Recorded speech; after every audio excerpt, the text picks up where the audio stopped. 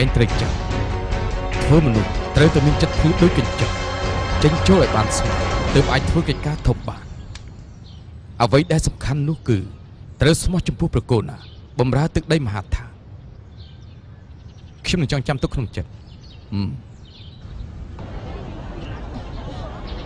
ថាកាយតុក្កតានេះជាអ្នកណាអីយ៉ាអ្នកនាងនេះគឺជាមេតុកដល់ល្បីនៅនគរ3ហ្នឹងអូអញ្ចឹងបាច់ជារូបរាងសក្ខាយ៉ាងនេះអីហ៊ូរបស់ដឹងថាដូចអ្នកណាទេមិនដឹងទេថាកាយតុក្កតានេះថ្លៃប្រមាណបើអ្នកនាងចង់បានមែនខ្ញុំយកពីនាងតាក់មួយដំឡឹងទេតុក្កតាមួយខែមួយដំឡឹងហ្នឹងអ្នកនាងមិនដឹងទេតុក្កតាទាំងអស់សិតតែធ្វើពីដៃទាំងអស់នាងមើលស្នាក់ដៃគេល្អប៉ុណ្ណាតុក្កតាអស់នេះធ្វើទៅដូចជារស់រវើកអញ្ចឹង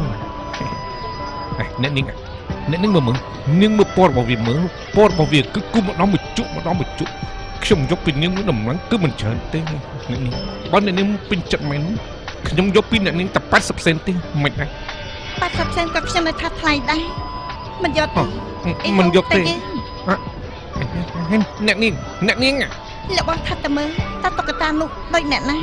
ដូចជាមនុស្សនៅក្នុងដំណាក់យើងគឺអ្នកណាទៅណោះដូចបងប្រុសខ្ញុំទេ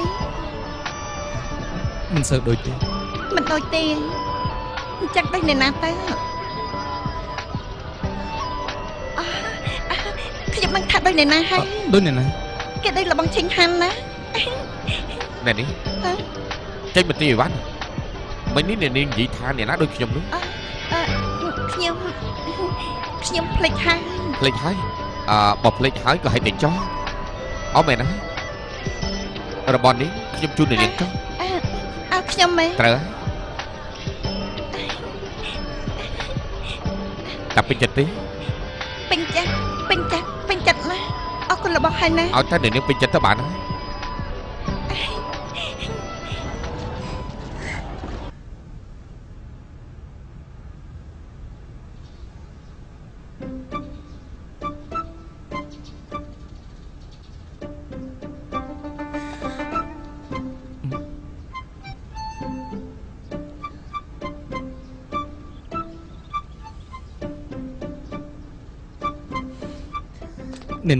នាងចង់ញ៉ាំនំអីខ្ញុំប្រាប់ចុងភៅធ្វើ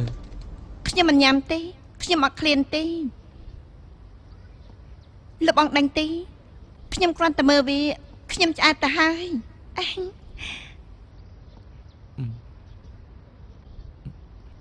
អ្នកនាងស្រឡាញ់ឈិនហាន់ហើយ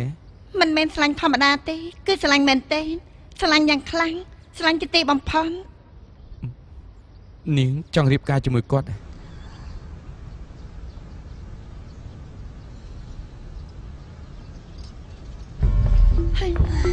ប្រកាសជាចង់ហើយប៉ុន្តែខ្ញុំអត់ដឹងថាគាត់គិតរបៀបម៉េចផងខ្ញុំគិតតែម្នាក់ឯងមានប្រយោជន៍អីទៅ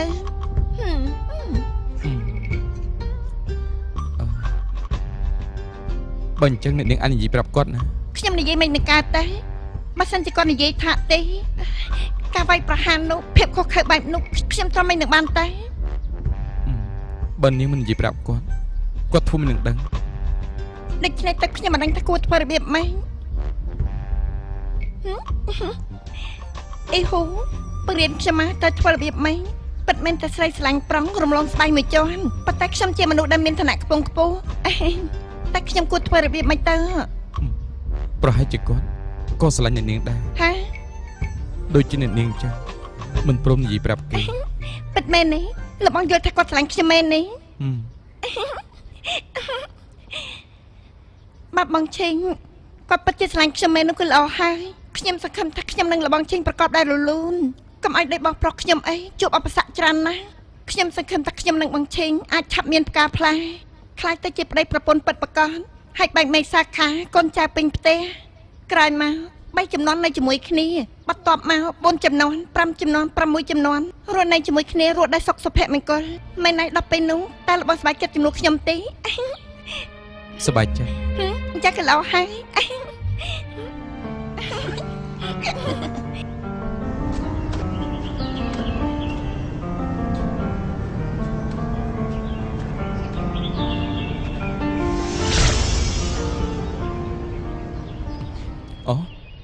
លោកគ្រូមកវិញហើយខ្ញុំធ្វើឲ្យលោកសេនាប្រមុខជឿទុកចិត្តខ្ញុំឥឡូវនេះខ្ញុំបានធ្វើជាមេតបនៅព្រំដែនអឺមិនលោកគ្រូតមកទៀតខ្ញុំគួរធ្វើយ៉ាងម៉េច គ្រាន់តែជាមេតបតូចតាចគឺមិនសមនឹងសប្បាយចិត្តទេម្យ៉ាងទៀតដរាបណាឯងមិនទាន់ឡើងកាន់តំណែងបានត្រឹមតែនិយាយថាមានតែឈ្មោះប៉ុណ្ណោះប៉ុន្តែក្នុងពេលថ្មីនេះឯងមិនអាចតក់ហល់បានទេបច្ចុប្បន្នអ្វីដែលឯងត្រូវធ្វើគឺយកកម្លាំងនៅក្នុងដៃសន្សំម្ដងបន្តិចអូខ្ញុំយល់នៅមានទៀតក្នុងពេលសន្សំកម្លាំងត្រូវចាត់ការអ្នករាំងស្ទះនៅចំពោះមុខឯងចោលឲ្យអស់ភាពរាំងស្ទះនៅចំពោះមុខមិនខុសទេជាបឋម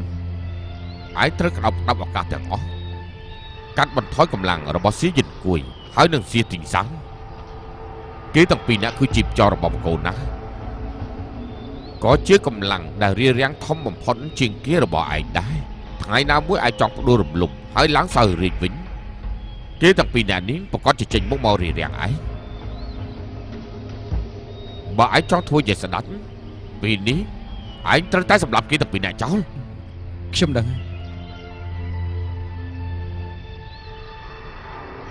នៅមានមនុស្សម្នាក់ទៀតក៏ត្រូវតែកម្ចាត់នាងចោលដែរអ្នកណាវ៉ាន់លីហួរលោកគ្រូពីមុនលោកគ្រូថាចេញទៅសម្អាតអ្នកក្រៅឲ្យខ្ញុំអញ្ចឹងតែមានអីកើតឡើងយើងចង់ផ្ដាច់ឬគល់ស្នេហារបស់ឯងជួយសម្លាប់វ៉ាន់លីហួរឲ្យឯងតែគួរឲ្យស្ដាយយើងបានបរាជ័យទៅហើយចាត់ទុកថានាងសំណាងហើយលោកគ្រូចង់សម្លាប់នាងមែនឯងភ័យធ្វើអីយើងនិយាយប្រាប់ឯងឲ្យច្បាស់លាស់បើចង់ធ្វើកិច្ចការធំមិនអាចគិតពីរឿងស្នេហាទេ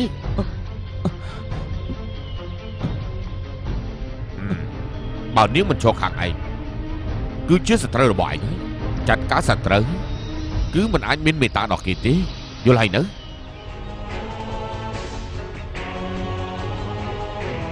ឈិនចិនទិញនិងសៀនទីសាងឥឡូវគេទាំងពីរហ្នឹងយ៉ាងម៉េចហើយឈិនចិនទិញបាត់បញ្ជាសៀនទីសាងនៅក្នុងដៃឥឡូវនេះពួកគេមានតំណែងតំណងស្អិតរមួតល្អណាស់ឯងត្រូវតែឧស្សាហ៍រំលឹកនាងថាទោះយ៉ាងណាក៏ដោយត្រូវតែផ្ដាច់ទំនាក់ទំនងវ៉ាន់លីហួរហើយនឹងសៀនទីសានឲ្យបានខ្ញុំយល់ខ្ញុំនឹងធ្វើតាមបណ្ដាំលោកគ្រូផ្ដែផ្ដា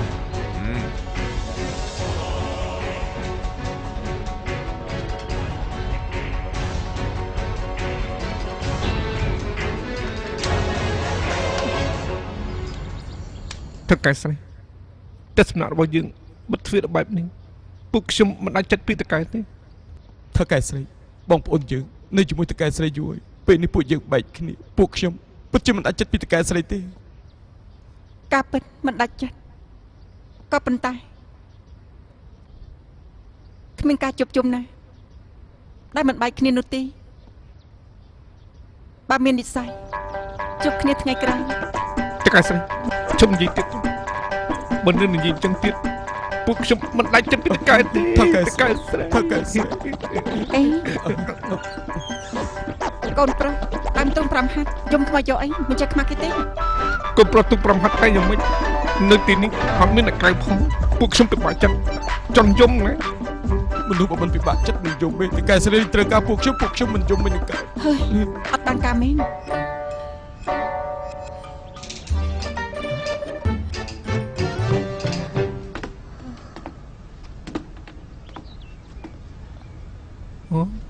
លោកយាយពួកខ្ញុំចិត្តបាត់ទ្វារហើយលោកយាយទៅរកផ្ទះសំណាក់ផ្សេងទៀតទៅខ្ញុំចាស់ហ៎ខ្ញុំចាស់ត្រង់ណាអីអ្នកនេះសុំទោសណាអប់រំមិនបានល្អកុំប្រកាន់មើលទៅអ្នកនេះតាំងពីក្បាលដល់ចុងជើងតាំងពីចុងជើងដល់ក្បាលមើលទៅដូចជាចាស់សម្បើមណាអូមិនមែនទេគឺចាស់ខ្លាំងណាស់លោកយាយមានការអីហ៎យាយយ៉ាងម៉េចណាតែខ្ញុំចាស់ដល់ថ្នាក់សុបបីតែឯងក៏ចំណាំមិនបានដែរហ៎តើនាងជាអ្នកណាគេឯងកុំខ្វល់ពីរឿងទាំងនេះអីឯងឆាប់ប្រាប់ខ្ញុំមកតែឥឡូវនេះខ្ញុំពិតជាចាស់មែនទេពិតជាចាស់ខ្លាំងណាស់ហាអញ្ចឹងតែចាប់ប៉ុណ្ណាទេហ 50 មិនមែនដូច70ទេឯង អូយ៉ាង យ៉ាង ហោចក៏80ដែរលោកយាយ ព្រះជាម្ចាស់ សុំទោសណាលោកយាយគឺជាអ្នកណាគេដែរ ខ្ញុំគឺអ្នកម៉ែនៅភ្នំលីសា ជប់ញញគាត់ទេទៅគាត់នឹងអ្នកម៉ែត្រូវគេលួចធ្វើឃាត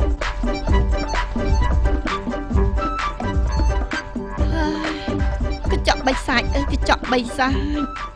ឯងទុកមុខឲ្យខ្ញុំបន្តិចតើបានទេកុំឲ្យខ្ញុំឆ្លល់ទៅឃើញចាស់យ៉ាងនេះអីតើខ្ញុំតើហាត់យុទ្ធសាស្ត្រប្រហែលឆ្នាំទើបអាចមានវ័យក្មេងឡើងវិញ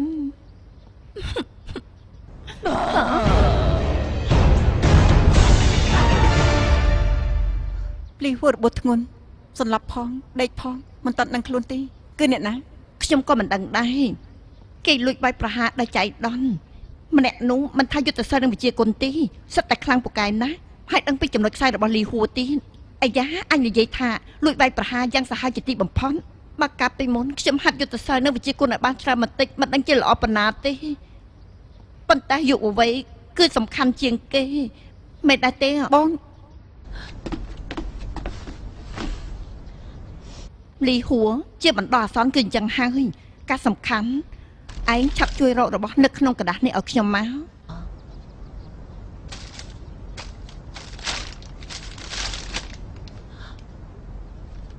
កម្មក្នុងសមុទ្រជ្រៅនឹងការរដូវរងាលេងចេញ100ឆ្នាំយិនសិន1000ឆ្នាំគឺឈ្មោលស្នាញ់ស្ពាន់ដៃក្រៀមប្រមាត់ពោះ មានបញ្ហាអីហ៎ គឺធំណាស់កន្លែងនោះគឺរាជវាំង100យយ4ជ្រុង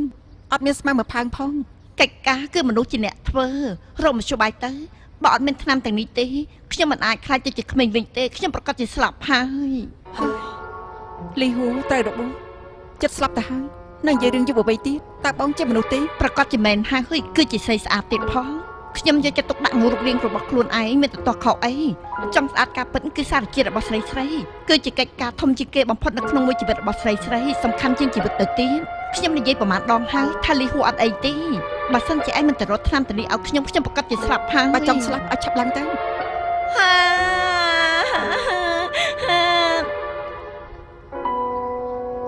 ខ្ញុំសូមបងឯងយើខ្ញុំប្រកាសជាស្លាប់ ទៅស្លាប់ទៅ ឯងក៏ជាស្រីដែរតែឯងមិនដឹងថាសម្រស់សំខាន់ប៉ុណ្ណាទេអី លីហួរទៅសំខាន់ ខ្ញុំនិយាយច្រើនលើកណាស់ហើយឥឡូវខ្ញុំនិយាយបញ្ជាក់ម្ដងទៀតលីហួរគឺតែទីដាននៅឋានលើចុះមកចាប់ជាតិខណៈពេលនេះគេមិនតាន់អស់ជីវិតទេគេមិនតាន់មានរឿងអីទេ ពិតមែនទេ ពិតណា ល្អធ្វើតាមសមត្ថភាព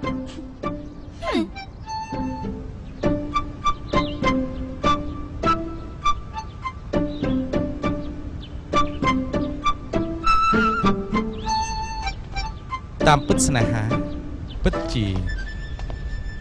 ធ្វើឲ្យមនុស្សម្នាក់ខុសប្លែកជាងកាលពីមុនមែន រកខ្ញុំមានការអី គ្មានអីសំខាន់ទេ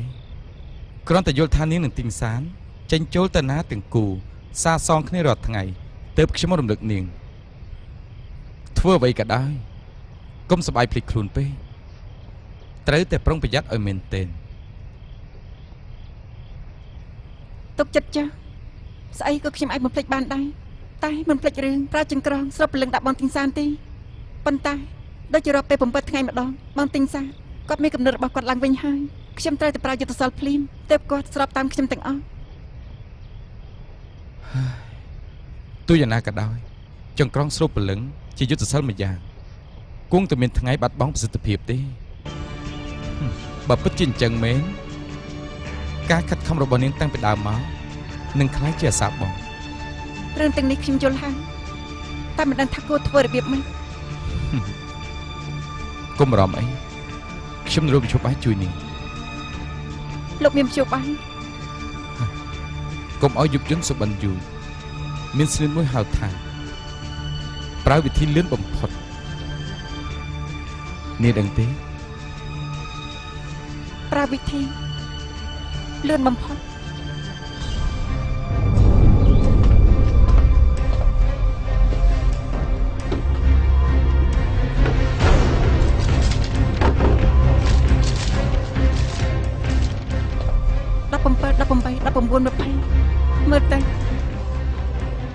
ខ្ញុំត្រូវរកឱកាសប្រើយុទ្ធសាស្ត្រដាក់បងទីនសានទៀតហើយបើមិនចឹងក៏មិនស្ដាប់ខ្ញុំទេ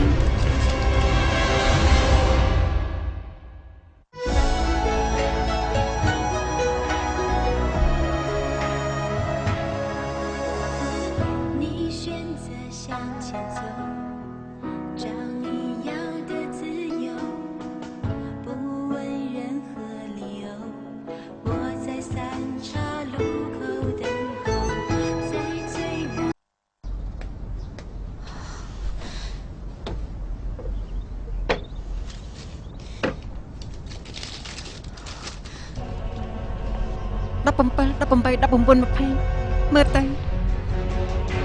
ខ្ញុំត្រូវទៅរកឱកាសប្រើយុទ្ធសាស្ត្រដាក់បងទីនសានទៀតហើយបើមិនចឹងគាត់មិនស្ដាប់សម្ដីខ្ញុំទេដងចាន់ជប់នេះងួនល្អធំល្អនិងស្អាតនេះ បងយល់ថាខ្ញុំនេះខុសផ្នែកពីពេលធម្មតាទេគឺផ្នែក អេទេពសយ័ត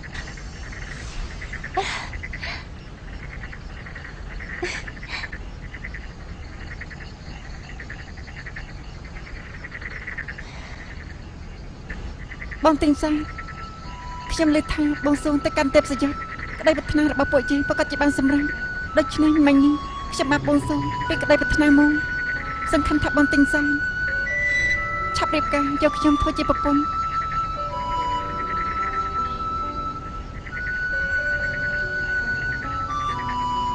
ជិនតិច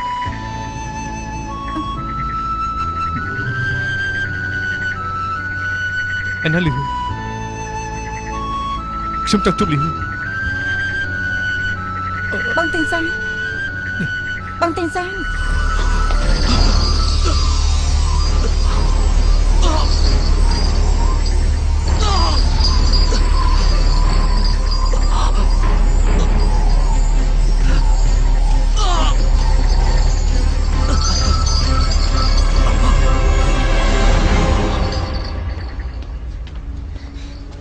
បងទីនសាបងយ៉ាងម៉េចហើយ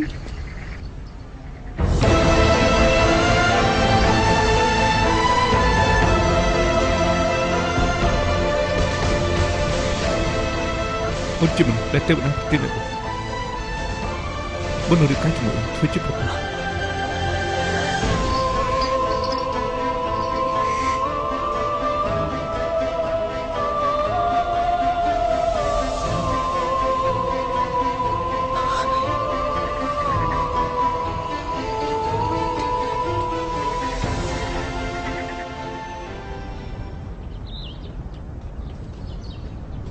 ស្នំអេលីសឹកទៅហៅយើងមកជាបន្ទាន់តើមានរឿងសំខាន់អីព្រះអង្គម្ចាស់ខ្ញុំម្ចាស់យើងព្រះអង្គម្ចាស់មកប្រកាសជាមានរឿងសំខាន់ចង់ប្រាប់ហើយដំណឹងសំខាន់យប់មិញព្រះអង្គប្រាប់ខ្ញុំម្ចាស់ថាទ្រង់កំពុងតែស្មុគស្មាញពីរឿងបេសកជនតំណែងមេតបនៅខេត្តអាមស៊ីនោះគឺជាតំណែងសំខាន់ទទួលខុសត្រូវកាពីតំបន់ភាគខាងលិចពិតមែនតែឋានៈមិនខ្ពង់ខ្ពស់តែក្តោបក្តាប់សិទ្ធិហ៊ានបើព្រះអង្គស្មុគស្មាញយ៉ាងនេះព្រះអង្គម្ចាស់សូមព្រះអង្គម្ចាស់ជួយព្រះអង្គពីរឿងនេះទៅបើមិនអញ្ចឹងទេធ្លាក់ចូលទៅក្នុងដៃស៊ីចង្គួយទៀតហើយស្នំអេនិយាយត្រូវប៉ុន្តែមនុស្សម្នាក់នេះពិតជាពិបាករកណាស់អញ្ចឹងតែរំខានដល់ព្រះអង្គម្ចាស់ហើយបើមិនអញ្ចឹងទេគឺអាចប៉ះពាល់ដល់ផែនការរបស់ព្រះរាជបុត្រទៀតផងនិយាយត្រូវលោកម្ចាស់ឆឹងណែនំមេតបម្នាក់ដែលជាកូនចៅរបស់សម្ដេចភីលីវឲ្យទៅអានស៊ីធ្វើជាមេតបឲ្យពិតមែនតែគេទៅធ្វើសង្គ្រាមជើងត្បូងជាមួយសម្ដេចភីលីវតែនេះគឺជាទាហានមុខសេះតាំងទុំង្គមយល់ពិបាកនឹងទទួលតំណែងសំខាន់បែបនេះព្រំដែនខាងលិចគឺជាកន្លែងគ្រោះថ្នាក់ជនជាតិដទៃគឺមានមហិច្ឆតាចង់បានធ្វើសង្គ្រាមញឹកញាប់បើចង់ចាត់មនុស្សទៅការពារត្រូវតែមានឋានៈហើយនឹងមានបទពិសោធន៍គ្រប់គ្រាន់យើងអាចបណ្ដុំបណ្ដាលគេបានចំណែកលោកវិញបើជាតរមន្ត្រីម្នាក់មិនដែលធ្វើទាហានលោកដូចជាប្រកាន់ច្រើនពេកហើយទីដឹងលោកម្ចាស់ឆឹងនិយាយនេះខុសហើយក្រែងលោកនិយាយថាបទពិសោធន៍ធ្វើទាហានអាចបណ្ដុំបណ្ដាលបាននោះអីអញ្ចឹងបទពិសោធន៍ធ្វើសង្គ្រាមក៏ដូចគ្នាដែរដូច្នេះពីនេះគឺមិនសំខាន់ទេការសំខាន់គឺសមត្ថភាពដឹកនាំយើងមិនហ៊ាននិយាយថាកូនចៅរបស់សម្ដេចភីលីវអាចធ្វើបានឬក៏អត់នោះទេប៉ុន្តែអ្នកដែលយើងឧទ្ទិសនាមនេះគឺស្គាល់គ្នារាប់សិបឆ្នាំហើយ យើងហ៊ាននិយាយថាគេអាចទទួលមុខតំណែងនេះបានម្យ៉ាងទៀតទឹកដីមហាឋានមួយជំហៀងគឺជារបស់សម្ដេចភីលីវហើយបើនៅតែប្រកូនចៅរបស់គាត់ទៀតខ្លាចតែធ្វើគេនិយាយដំធម្មហាឋានក្រៅពីកូនចៅរបស់សម្ដេចភីលីវគឺលែងមានមនុស្សអាចប្រកាសបានហើយ អត់មានមនុស្សប្រកាសខ្ញុំក៏មិនបានឃើញមនុស្សលោកទូសនាមខ្ញុំក៏សង្ស័យថាកូនចៅលោកក៏មិនអាចប្រកាសបានដែរ ចឹងតើលោកមិនចេះឆឹងចង់ធ្វើរបៀបម៉េច ងាយស្រួលណាស់សូមព្រះអង្គម្ចាស់ណែនាំទៅឲ្យពួកទូបង្គំនៅជាមួយគ្នា20-30 ឆ្នាំសិនដល់ពេលនោះច្បាស់ចេះដឹង និយាយយកទៅឈ្នះ20-30 ឆ្នាំអ្វីៗគឺប្រែប្រួលអស់ហើយខ្លាចតែដល់ពេលនោះសំបីទៅលោកក៏មើលឡើងឃើញដែរណា អេតាកចាឯនេះចង់និយាយថាយើងអាយុខ្លីដូចតាកចាអីចឹងហ៎បានហើយលោកម្ចាស់ទាំងពីរកុំជឿឆាវពេកក៏ណាស់ហើយសិយើងស្ដាប់ពលលោកនិយាយគ្នាយូរហើយអាចនិយាយថាមានគុណសម្បត្តិរៀងៗខ្លួនហើយក៏មានគុណវិបត្តិរៀងៗខ្លួនដែរដូច្នេះយើងយល់ថាមិនមែនជាបេក្ខជនដ៏ល្អបំផុតនោះទេអញ្ចឹងនៅក្នុងប្រទេសបកូនណាមានបេក្ខជនណាល្អជាងនេះទៅទៀតមិនខុសទេ ទើបព្រះអង្គចង់ឲ្យសម្ដេចភីលីវទទួលខុសត្រូវតែម្នាក់ឯងមែនទេ មិនមែនទេអញ្ចឹងទូបង្គំនឹកមិនឃើញថាព្រះអង្គសពតិនឹងបេក្ខជនណានោះទេអ្នកដែលយើងពេញចិត្តនោះគឺកូនប្រុសរបស់សម្ដេចភីលីវសៀទីងសានអាយុវែងជាងលោកឃើញទេអាចង្អៃលីតៅចុងនោះប្រើមនុស្សគិតតែពីមនុស្សចិត្តដិតអត់គិតពីអ្នកមានសមត្ថភាពទេគេអាត្មានិយមណាស់មិនគិតពីសុខទុក្ខប្រទេសជាតិទេគេនិយាយយកតែឈ្នះគេថាខ្ញុំប្រៀបមិនបានឆ្កែនឹងឆ្មាផង ណាស់ចុះលីតៅចុងជាមនុស្សបែបនេះទៅហើយកុំខឹងនឹងគាត់អី ហើយរឿងនេះខ្ញុំក៏ដឹងដែរប៉ុន្តែខ្ញុំចូលចិត្តប្រកែកជាមួយគេចង់មើលតើគេអាចធ្វើឲ្យខ្ញុំបាន សំណាងល្អប្រកូនណាព្រះបញ្ញាញាណមិនជឿសម្ដីរបស់គេ និយាយពីនេះត្រឹមត្រូវហើយខ្ញុំនឹងគេដូចជាក្រុមហើយនឹងកសាចឹកគ្នាតែបានផលទៅអ្នកនេសាទទៅវិញ មិននឹងសមត្ថបកូនណាសពតិទីងសានយ៉ាងនេះសោះណែខ្ញុំប្រាប់លោកណាលើកនេះត្រូវទៅជប់លៀកបានសបាយម្ដងមិនអាចសំចៃបានទេអីយ៉ាលោកបងយ៉ាវជីងបើលោកបងជួយចិត្តខ្ញុំទទួលបានគ្រប់ពេលទៅ អាចាម៉ាត់ណាគឺម៉ាត់នឹងហើយណា បើមិនប្រកាន់ទេយើងចូលទៅល្អ អូទីងសាន អំប្រុស យឺតគួយគឺព្រៀបនាំសារមកប្រាប់ទីងសានមែនទេ អត់ទេ ទីងសានណាហេតុអីបានចែកមកចាំពួកយើងកន្លែងនេះអូតាំងសិលខ្លាចជាទេវតាហើយអាចមើលឃើញគ្រប់កន្លែងស្ដាប់ឮគ្រប់កន្លែងមែនទេ មិនមែនទេ កូនមានការអីមែនទេ ត្រូវពុកខ្ញុំមានរឿងសំខាន់មួយចង់និយាយប្រាប់ពុក អូមានរឿងអី ខ្ញុំសម្រេចចិត្តរៀបការជាមួយចិនទិញ អីចាប្រសាណាជាគួយលោកលៀបចូលបាន12អីចាបាយមកពេលនេះគឺមិនអាចលើកលែងបាន សូមអរគុណលោកបងអីប្រហែលយាមក៏បានអត់បញ្ហាទេប្រសាណាលៀបចូលម្ដងតែជាលៀបអីទៅ ទីសានបកូនណាសពតិតែតាំងឯងជាមេតបនៅអាស៊ីឲ្យឯងទៅគ្រប់គ្រងព្រំដែនទិសខាងលិចយ៉ាងមិនដែរគឺជារឿងល្អណាស់ទេ ប្រសា ទីងសានលើកនេះប្រគល់ភារកិច្ចដ៏សំខាន់ដល់កូនត្រូវតែខំបម្រើជាតិដើម្បីសងប្រគុណព្រះអង្គវិញ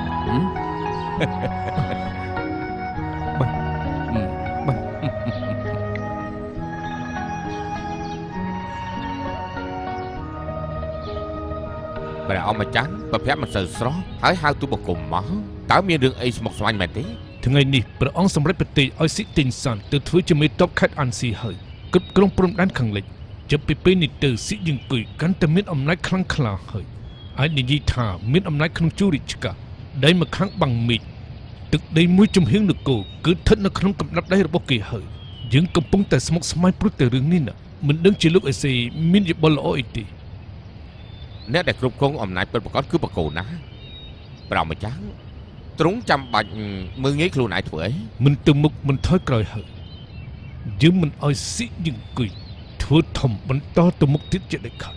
ត្រូវតែរងមធ្យោបាយកំចាត់អំណាចទាំងអស់នេះចោល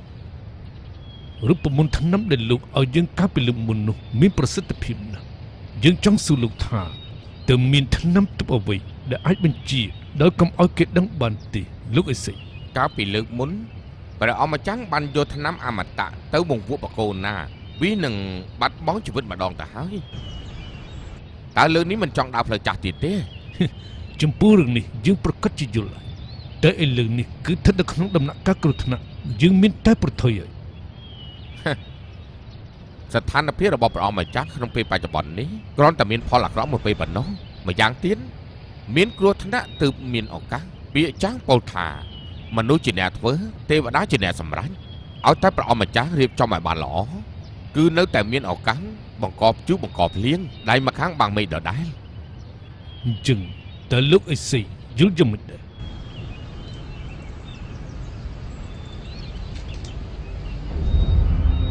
ឆ្នាំនេះ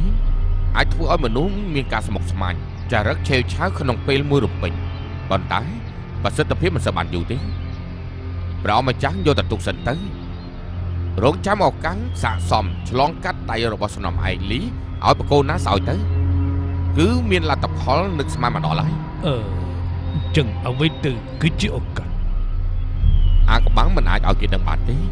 សូមព្រះអង្គម្ចាស់អំណត់សិនទៅឲ្យតែដល់ពេលទូបង្គំនឹងប្រាប់ព្រះអង្គម្ចាស់លៀបព្រះអង្គម្ចាស់ក្រែងតាំងពីដើមមកព្រះអង្គរកក្រុមមជ្ឈបាយចង់ឲ្យកងទ័ពគ្រួសារសៀវិនាអស់មែនទេ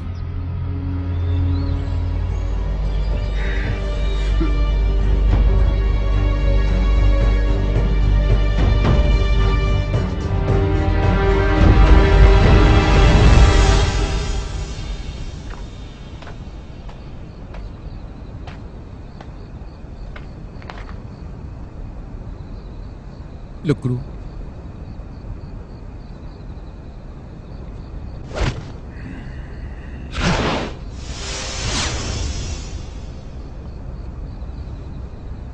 អូនេះជាស្អីហ្នឹង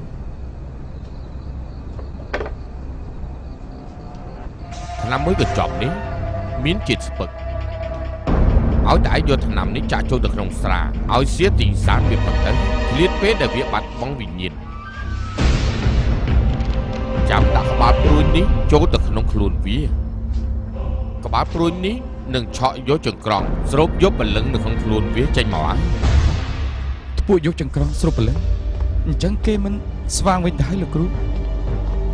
អញ្ចឹងក្រោយមកខ្ញុំត្រូវធ្វើយ៉ាងម៉េចទៀត ធ្វើរបៀបម៉េច